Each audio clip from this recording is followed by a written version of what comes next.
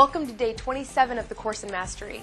Today, Tom Wood addresses the concept that wealth-building experts refer to as multiple streams of income, and Randy Gage takes an entertaining look at reasons to live your dream now. Here's Tom. So far in the course in Mastery, we've been talking mostly about the attitudes and philosophies of wealth. Today and tomorrow, we're going to start taking action, and we're going to teach you the things you need to do in order to create wealth in your life. 5 years ago, I was invited to the Cayman Islands by one of the wealthiest men in America. He's worth close to $1 billion. He took me down there, put me up in one of his $1 million condos right on the white sand beaches of the Caymans, just down the way from his $30 million house. He took me scuba diving, swimming with stingrays, gourmet meals, basically free reign of the island.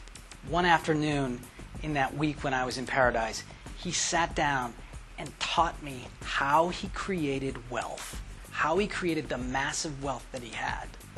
And then he allowed me to ask any questions I wanted of him. It was truly an education that I could never get ever again anywhere. He taught me 5 things that turned my life around. And today, I'm going to teach you one of them that made the most impact. What he told me was this: to create wealth, you must create multiple sources of income. Now, I was a little surprised by this because I thought to create wealth, you had to get focused and work on one thing until you made it, which is true. However, what he said was you must work on one thing and do everything you can to walk away while that thing makes money. Once you're able to walk away from that one thing, you must leverage that business to create another business, building multiple streams of income. The advantage, he said, was that with multiple streams of income, you could survive just about any economic downturn or any problem within one of your companies. He also taught me that people make 2 big mistakes in business. One, they try too many things or keep going from one thing to the next without having success. Or 2, they only do one thing. To do this, you must work on your business, not just in your business. What this means is a dentist cleans teeth. That's working in your business. A business person who's a dentist finds other dentists and builds income and builds customers and builds a business around that. Then the dentist, once he has enough dentists and enough customers, can maybe buy the building in which he's in and then lease that out to other medical professionals. I was incredibly grateful for that lesson and the others I learned that week. That lesson in particular is the reason I'm here with a team at Mastery TV. As I left the island, I asked him, I said, "Paul, why did you do this for me? You never asked for anything. All you did was give all week." He said, "Tom, the only way I can answer that is to ask you to do the same thing and pay attention to what happens." So I did. I went home and I found an organization to just give to. I gave my money, I gave my time, and I gave my passion. The result was extraordinary. And the only way I can show you what that result is to ask you to do the same thing. Give with your heart, give with your passion, give with your time, and give with your money. And be aware of what happens. That's it for today. We'll see you tomorrow. Thanks, Tom. Randy Gage is a self-made millionaire who started off washing dishes and now conducts seminars worldwide on prosperity and living your dreams, utilizing multiple streams of income. In this clip, he explains that financial opportunities are really dream opportunities. He shares compelling reasons why you're on the right track if you're taking action towards your dream to build wealth. Here's Randy Gage. How to get your dreams back. I know this because I like sports cars.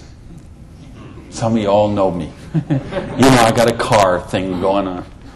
And it's funny, I'll be sitting at the light in one of my Vipers, let's say, and some car will pull up next, and there'll be a guy driving there, and he's got his 2-3 kids in there in the back, and they'll roll down the window, "Hey, Mr. Viper, man, cool car, man, and, love it, I can't wait, when I grow up, I'm going to get a Viper."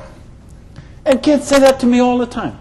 "Oh, I'm going to get a Viper." Now, Dad doesn't say that. He just sitting there behind the wheel, because see, Dad's already grown up. And he figured out he ain't getting the Viper. He's got the minivan. Right? What happened along the way? Because, and it's funny, every year they publish the list of the most popular cars. And I see it every year, and it comes out. And I read the list, and it's funny. Now, when I talk to kids, and I talk to a lot of kids, they always like cars. And they, I'm going to get a Corvette, I'm going to get a Lamborghini, I'm going to get a Ferrari.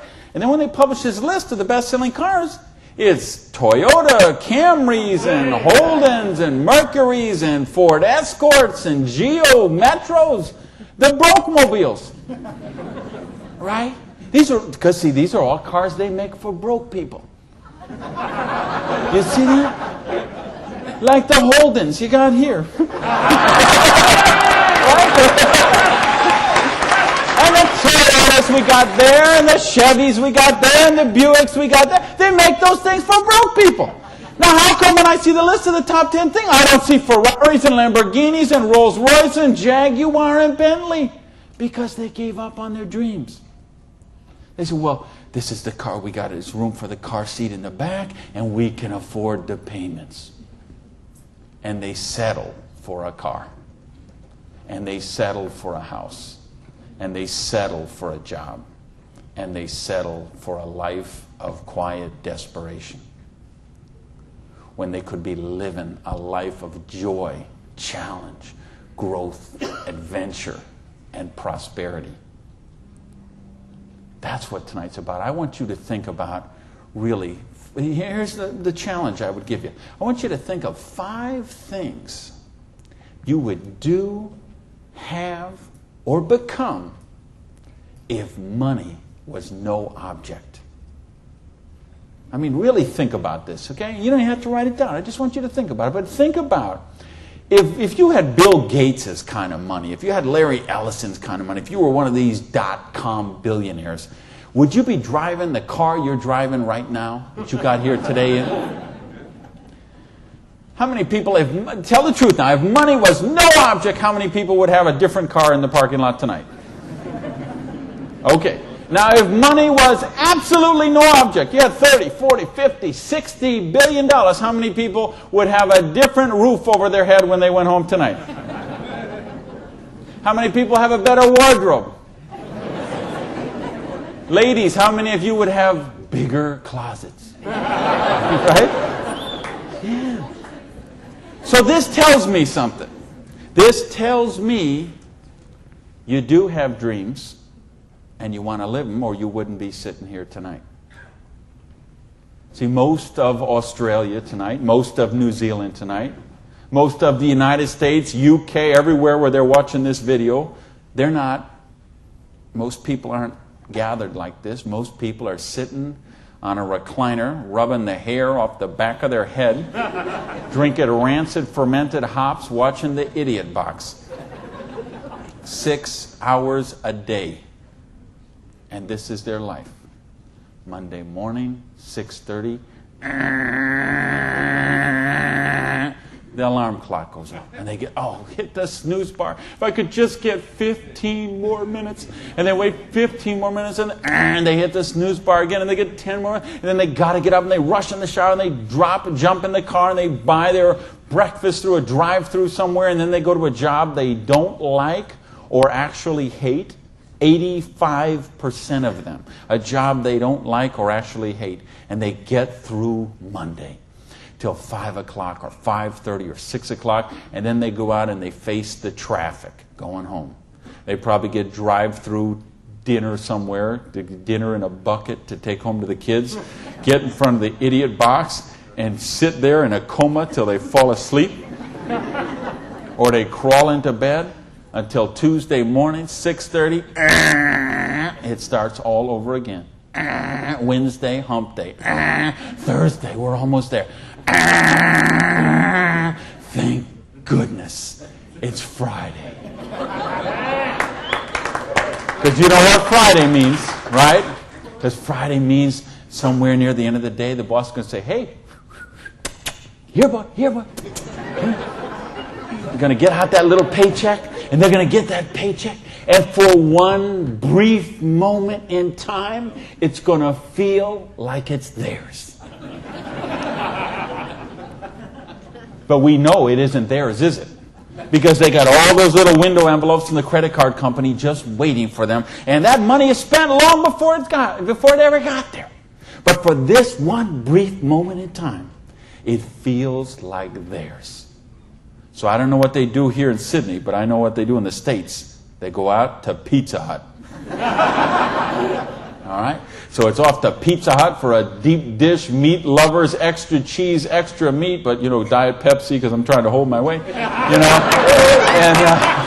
off to the Pizza Hut, and then it's off to the neighborhood video store where they rent 3, 4, 5, 6, 8, even 10 videos to get them through the weekend. And they will spend their entire weekend sitting on that same recliner, rubbing that same hair off the back of that same head, drinking the same rancid fermented hops in a coma all weekend long, video after video after video, so they don't have to think about their life of quiet desperation until Monday morning, 6:30, when it starts all over again.